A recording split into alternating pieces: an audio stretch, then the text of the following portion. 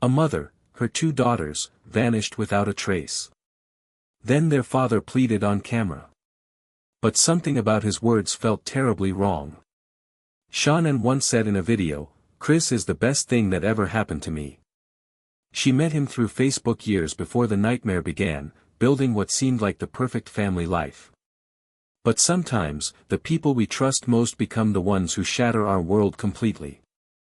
By the way, I'm curious, where are you tuning in from? Drop a quick comment, I read them all, and sometimes your ideas spark our next case. On August 13, 2018, a frantic 911 call came in from Frederick, Colorado. Shanann Watts, 34 years old and 15 weeks pregnant, hadn't shown up for a doctor's appointment that morning. Her friend Nichol Kessinger had gone to check on her when something felt terribly wrong. The front door was locked, Shanann's car sat in the driveway, her purse was inside, and her phone was on the kitchen counter. The house wasn't just quiet. It was echoing with emptiness.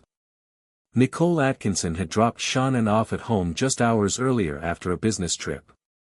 She instinctively knew something was wrong when her friend didn't answer calls or texts. She later told police, "She always answers her phone, always responds to messages." Nichol's fear escalated as she noticed telling details around the house. Shanann's shoes by the door, her car seats untouched, things a devoted mother would never leave behind. Shanann, along with her daughters Bella and Celeste, were nowhere to be found. Shanann was known for her vibrant personality and complete dedication to her family. For years, she had battled lupus, making each pregnancy a precious and hard-won gift. She was the type of mother who documented everything with loving care. Family trips, bedtime stories, precious everyday moments with her daughters filled her social media. Within hours, the investigation escalated rapidly as multiple agencies joined the search. Local police deployed K-9 units to track scents. The FBI joined, treating the case as a potential interstate crime. Helicopters searched from the sky, neighbors combed through fields, and hope began to fade. The entire community held its breath, waiting for answers that seemed increasingly unlikely. Neighbors noticed Chris acting strangely in the days before the disappearance, avoiding eye contact and appearing unusually tense. Some described his behavior as off and distant, completely unlike his normal demeanor. Chris Watts, Shanann's husband, appeared on local television the next day to make a public plea. Standing on his front porch, he made an emotional appeal to the cameras about his missing family. "Shanann, Bella, Celeste, if you're out there, just come back," he said, staring directly into the lens. "If somebody has her, just bring her back because I need to see everybody again." Something about his demeanor struck viewers as odd and unsettling. His words seemed scripted, his emotions forced and unnatural for a desperate husband and father. But grief affects people differently, doesn't it? After Shanann and the girls disappeared, Chris posted on Facebook as if everything was normal. This stark contrast to his family's growing despair raised serious red flags, with investigators watching his every move. As hours turned into days, hope began to erode with each unanswered call and dead lead. Each failed search effort pushed the family closer to panic and despair.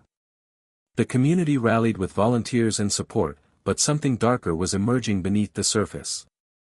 Days passed with no sign of Shanann or the girls anywhere in the area. Then, on August 16, the investigation took a devastating turn that confirmed everyone's worst fears. What they found would haunt investigators forever. Shanann's body was found on the property of Anadarko Petroleum Corporation, the oil company where Chris worked. The bodies of 4-year-old Bella and 3-year-old Celeste were discovered later that same day, hidden in oil tanks near their mother's shallow grave. The worst fears had come true. What investigators found would haunt the nation.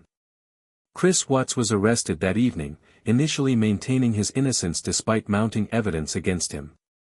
But his story began to unravel as investigators uncovered troubling information about his secret double life.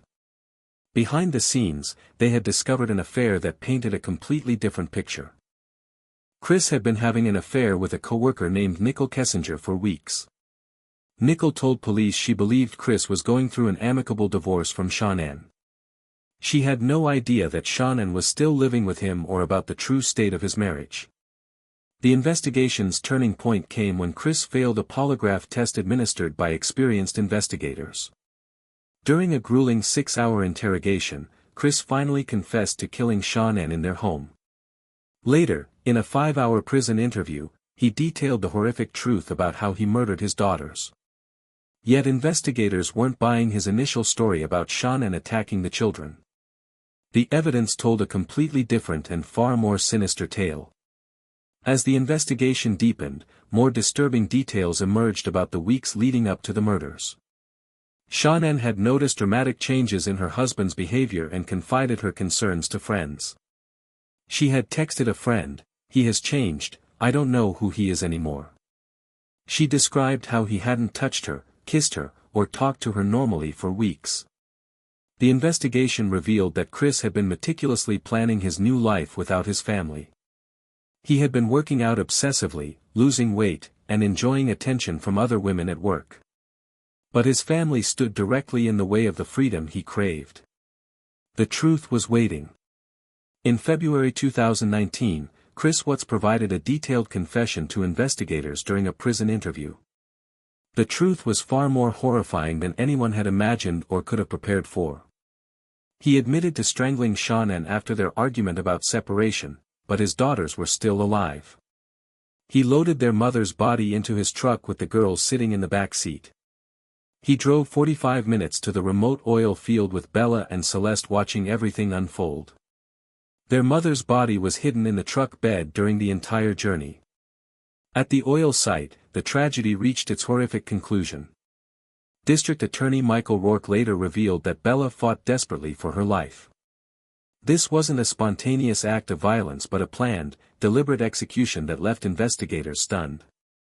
With the truth laid bare, the justice system moved swiftly toward final judgment. On November 6, 2018, Chris Watts pleaded guilty to 9 criminal counts including 3 counts of first-degree murder. He was sentenced to 5 consecutive life sentences without the possibility of parole, plus an additional 84 years. No chance of freedom. Ever. During the sentencing hearing, Shanann's father Frank Rzusek spoke directly to Chris with raw emotion. "I trusted you to take care of them, not kill them, and you disgust me." Her mother Sandra added, "I didn't want death for you because that's not my right." Chris was transferred to Dodge Correctional Institution in Wisconsin for safety reasons where he remains today. He's housed in general population, where he's reportedly ostracized by other inmates who despise him. In prison hierarchy, those who harm children occupy the lowest and most dangerous rung. Since his incarceration, Chris has received multiple conduct reports for unauthorized communication and contraband possession. He's been corresponding with women who write to him, sending what sources describe as inappropriate letters. He works as a custodian and spends his days in a small cell, alone with his crimes.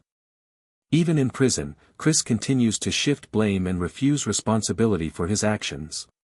In recently revealed letters, he called Shanann a control freak and described his affair partner differently.